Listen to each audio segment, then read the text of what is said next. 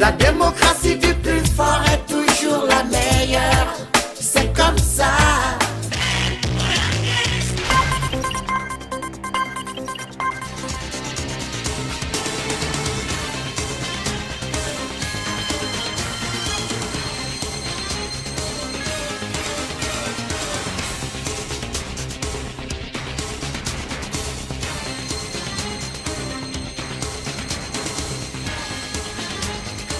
Bonsoir à tous et bienvenue à cette édition d'information sur les antennes de Numérica Télévision. Voici tout de suite les principaux titres. La majorité présidentielle accuse le rassemblement d'avoir profité de la mort d'Étienne Tshisekedi pour tenter de torpiller l'arrangement particulier de l'accord du 31 et en modifier sa mission. Déclaration faite ce mercredi par le porte-parole de la MP, André Alain Atoundou. Jusque-là, aucune réaction du côté du rassemblement. L'Organisation mondiale de la santé vole au secours de la République démocratique du Congo. L'OMS vient d'appuyer le plan d'urgence du gouvernement congolais pour lutter contre l'épidémie de choléra qui touche 20 provinces de 26 de la République démocratique du Congo. Les détails à suivre dans un instant. Bienvenue à tous et à chacun et merci de votre fidélité. Affaire assassinat de 2 experts de l'ONU, RFI révèle une réunion entre les experts et des membres de la Cour royale de Kamwina Nsapu qui seraient infiltrés par des agents des services de sécurité de l'État qui ont induit en erreur Michael Sharp et Zaïda Catalan. 6 mois après ce meurtre, le média français a publié une enquête qui va à l'encontre des rapports de l'ONU et des orientations qui se dégagent du procès en cours sur les circonstances de cet événement qui s'est déroulé le 12 mars dernier. Pour le gouvernement, c'est clair que les miliciens Kamwina Nsapu ont tué les 2 experts. La même option est soutenue par la justice militaire. Des enquêteurs de l'ONU ont également conclu à une version similaire. Un enregistrement de la contre-enquête de RFI suggère la piste d'un guet-apens. La santé s'est invitée ce mercredi à la conférence hebdomadaire de la MONUSCO. La communauté internationale vole au secours de la République démocratique du Congo pour l'aider à éradiquer le choléra qui touche environ 26 provinces sur 20 provinces sur le 26 que compte le pays. L'Organisation mondiale de la santé vient d'apporter son appui au plan d'urgence mis en place par le gouvernement congolais. En outre, les Nations Unies s'en tiennent à l'accord du 31 décembre 2016. Hermione en vous, Albert Romba, Théodore Titolé pour le compte rendu. 20 provinces de la République démocratique du Congo sont atteintes par l'épidémie de choléra. Pour aider les pays à relever le défi, l'OMS, partenaire traditionnel de la RDC, apporte son appui de 400 000 $ américains au plan d'urgence monté par le gouvernement pour éradiquer ce fléau. Face à la létalité et à la morbidité remarquée ces dernières semaines, le ministère de la Santé a pris les choses en main avec l'appui des partenaires. C'est à cette occasion que vendredi passé, nous avons, sur la base d'un plan qui a été actualisé, fait la mobilisation des ressources. Et les partenaires, donc, ce matin, sont retrouvés autour du ministre de la Santé pour proposer les commissions. Et si cette commission était mise en place pour renforcer cette réponse au niveau national, mais cette structure sera aussi représentée au niveau des provinces. En ce qui concerne le processus électoral, les Nations Unies réclament la publication d'un calendrier global. C'est le seul accord entre majorité et opposition qui est valide, qui est signé par toutes les parties et il ne prévoit pas de révision de la Constitution, donc de référendum. Revenir sur cette décision qui a été prise de façon consensuelle, ça serait un retour en arrière. Avec une forte volonté politique, un esprit de consensus, les acteurs politiques congolais se sont entendus sur l'organisation d'élections présidentielles, législatives, provinciales. Et il faut que le même esprit de consensus, la même volonté politique prévalent pour la mise en œuvre de l'accord.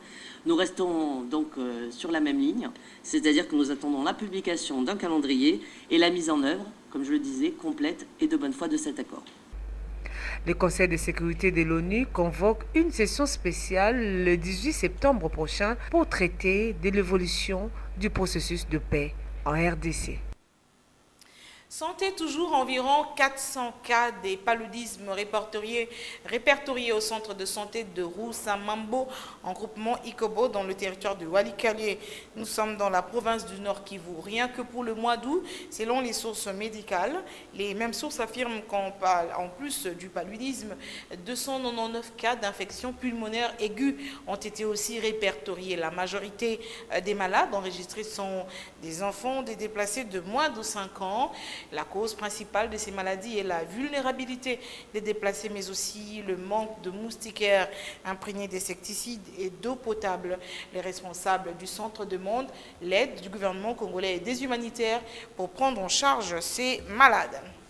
Forum du Grand Kassai, les décors sont déjà plantés à Kananga.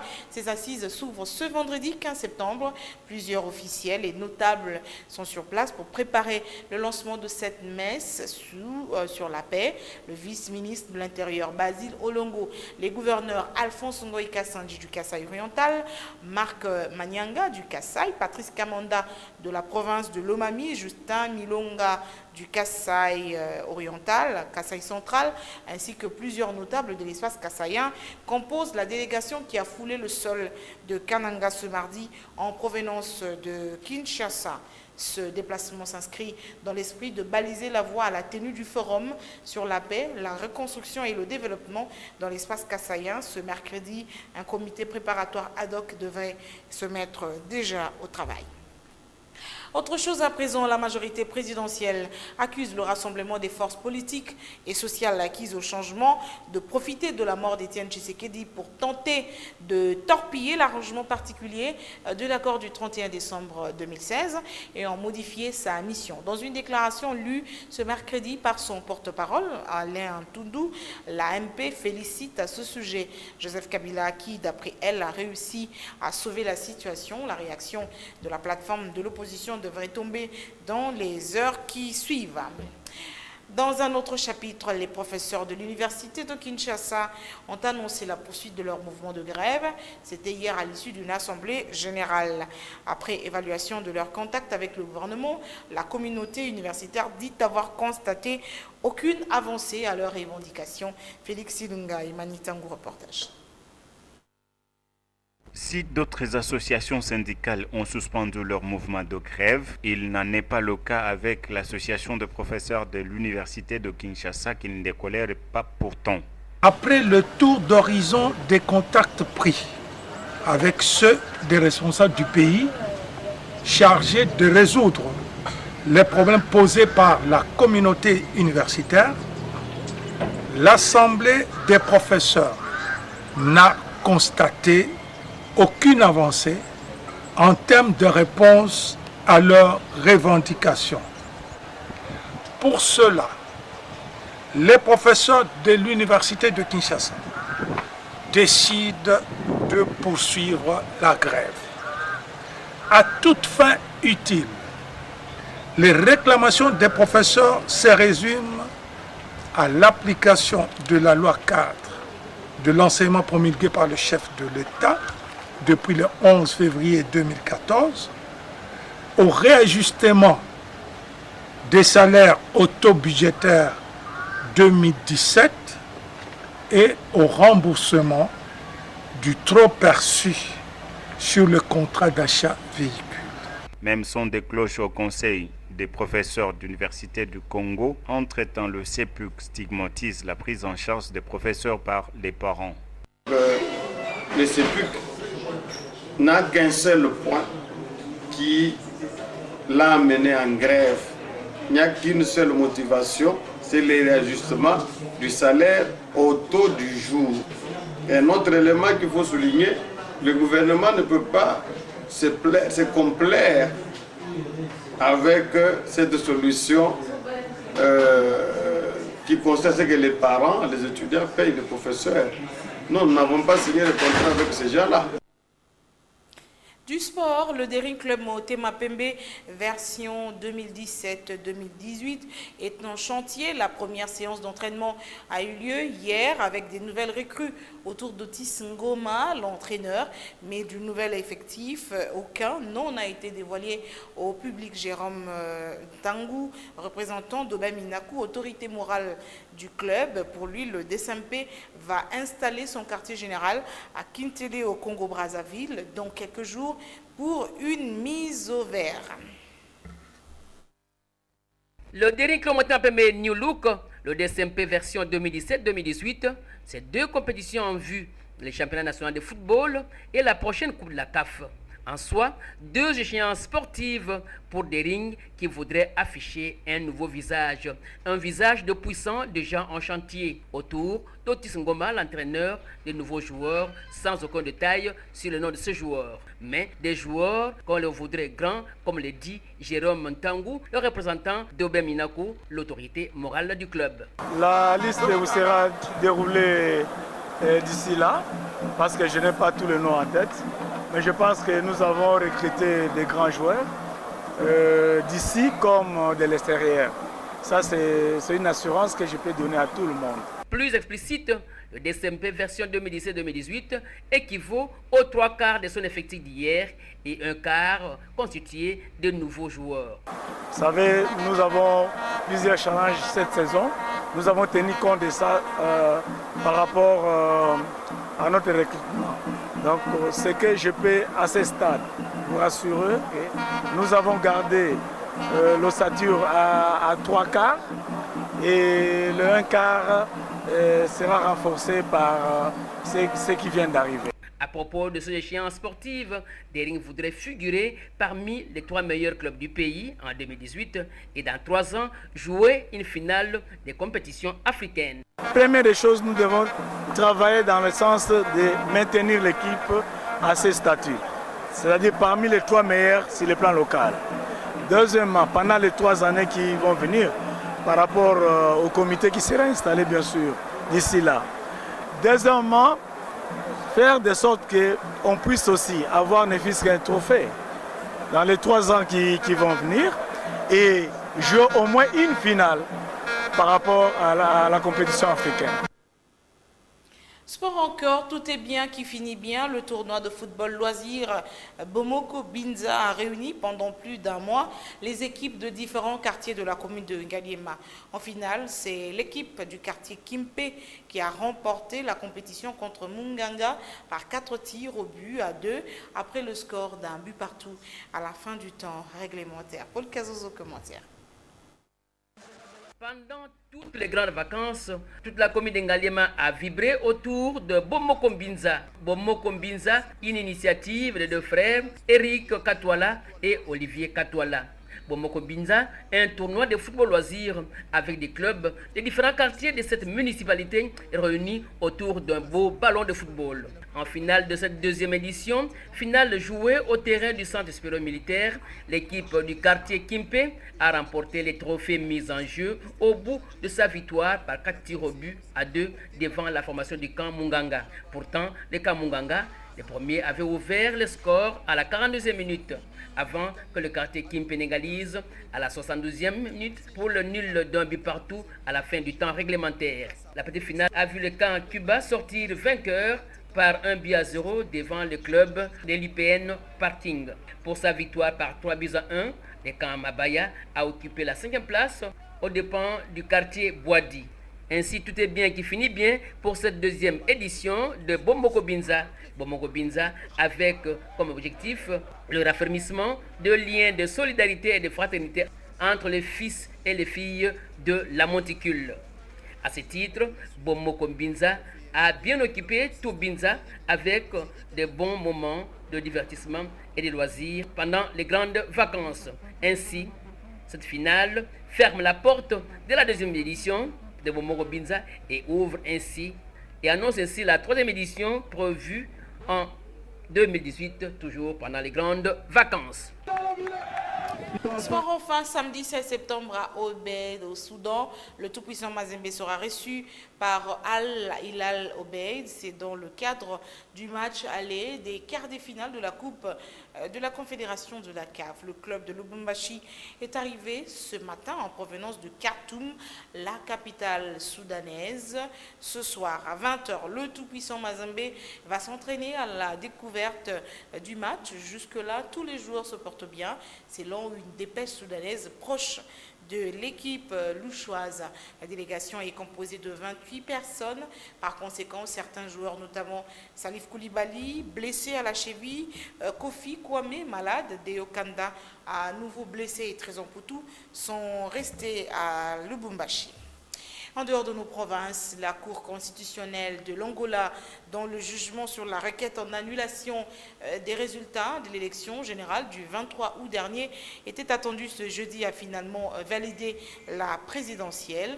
3 partis de l'opposition angolaise avaient déposé la semaine dernière, rappelez-vous, un recours en annulation des résultats à leurs yeux irréguliers des élections générales du 23 août qui ont accordé une large victoire aux partis au pouvoir dans le pays depuis 42 ans. Ainsi se termine cette édition sur les antennes de Numérica TV. Merci beaucoup de nous avoir suivis. Ces remerciements, c'est au nom de toutes les personnes qui ont produit ce journal. Bonsoir et à dimanche.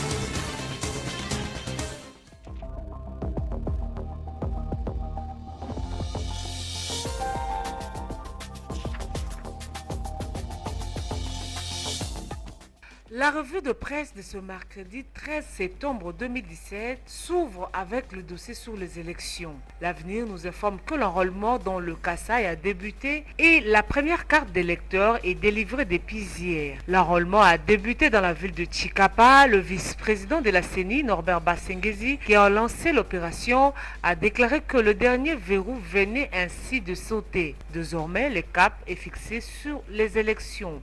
Et pour les élections, il faut une machine à voter, écrit Elaïs Hebdo. Le président de la CENI a présenté une machine à voter que les partis politiques repoussent pour des raisons qui leur sont propres. De son côté, la Prospérité publie en sa page 11 le calendrier électoral proposé par la CIMOCEL, Synergie des missions d'observation citoyenne des élections. Et pour être plus complet, le vice-ministre en charge des Congolais de l'étranger a échangé avec le président de la CENI. Congo Nouveau, qui livre l'information, précise que la perspective de l'identification et de l'enrôlement des Congolais de la diaspora était au menu des échanges. Et pour éviter les chaos en RDC, la session de septembre est ultime. Géopolice Hebdo précise que la RDC ne peut pas aller aux différents scrutins sans certains textes, d'où les arriérés législatifs doivent être soldés. La tempête des tropiques s'épanche sur le dossier du Grand Kasaï, où la SENCO et le nonce apostolique plaident pour une aide humanitaire urgente. Monseigneur Marcel Outembi et le nonce apostolique, Monseigneur Montemayor, ont plaidé pour des interventions urgentes en faveur des enfants et des personnes âgées affectées par les violences qui ont secoué la région du Kasaï. Violences qui ont causé une grave crise humanitaire qui a provoqué le déplacement d'environ 1,4 million de personnes à l'intérieur du pays et près de 33 autres vers l'Angola. En santé, il y a des cas suspects détectés de choléra à Kinshasa. Le courrier de Kinshasa précise qu'il y a quelques cas suspects au quartier Pakadjouma dans la commune de Limete. L'insalubrité, la promiscuité et le manque d'approvisionnement en eau potable sont les principales causes de l'émergence du choléra dans cette partie de la ville. Information confirmé par le palmarès. En société, Forum des As nous informe que les travaux de réhabilitation entamés sur l'avenue Université tournent au ralenti. Dans son tronçon compris entre Yolo Médical et le rond-point Ngaba, ces travaux traînent alors que la saison des pluies s'annonce. Les usagers sont obligés d'emprunter la route bypass avec tout ce qui cela implique en termes d'embouteillage. Citons dans cette revue de presse par la caricature du même journal, quelle odeur! Toutes ces immondices nous exposent aux maladies. Nous sommes pourtant en plein quartier résidentiel où logent nos autorités urbaines. Ne voient-elles pas cette insalubrité? En plus, l'eau ne coule plus avec tous ces déchets dans la rivière.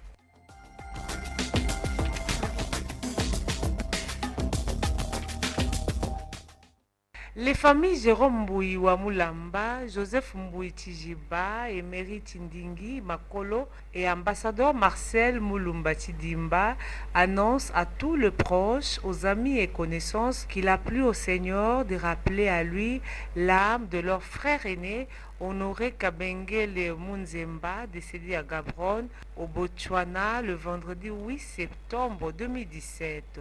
Le programme de funérailles sera communiqué ultérieurement. En attendant, le deuil se tient à la résidence du défunt, 6 rue Banza, numéro 8, quartier Salongo, Rigini, dans la commune d'Elemba. Les familles éplorées demandent à tous ceux qui ont connu Honoré Kabengele Munzemba de garder une pensée pieuse en sa mémoire. Les familles Jérôme Mbouyi Wamulamba, Joseph Mbouyi Tijiba, Emery Tindingi Makolo et ambassadeur Marcel Moulumba Tidimba annoncent à tous les proches, aux amis et connaissances qu'il a plu au Seigneur de rappeler à lui l'âme de leur frère aîné Honoré Kabengele Munzemba, décédé à Gaborone, au Botswana, le vendredi 8 septembre 2017. Le programme de funérailles sera communiqué ultérieurement. En attendant, le deuil se tient à la résidence du défunt, 6 rue Banza, numéro 8, quartier Salongo, Rigini, dans la commune d'Elemba. Les familles éplorées demandent à tous ceux qui ont connu Honoré Kabengele Munzemba de garder une pensée pieuse en sa mémoire.